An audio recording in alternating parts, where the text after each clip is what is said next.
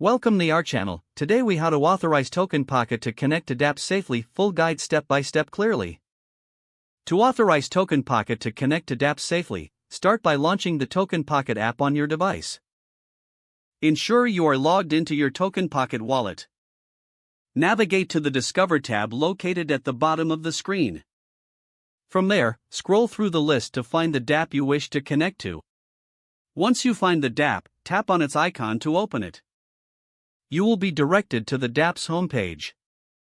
Look for the Connect Wallet button, usually found at the top right corner.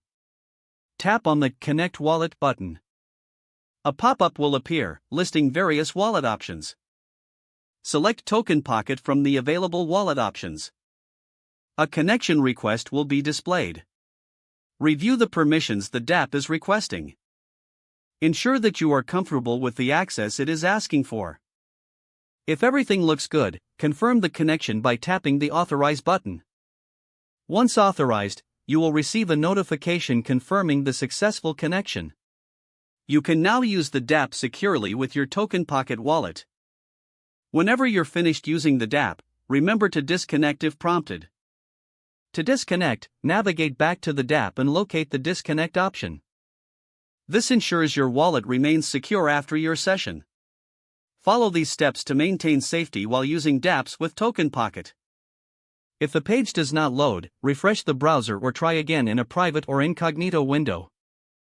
Make sure you are using the correct email address, then retype it carefully to avoid small typos.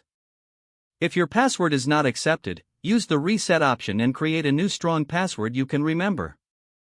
Check your spam folder for verification or security emails, then complete any requested confirmation steps. Enable two-factor authentication if available to improve account security and reduce unauthorized access risk. After signing in, review your profile details so your contact information and settings are accurate and current.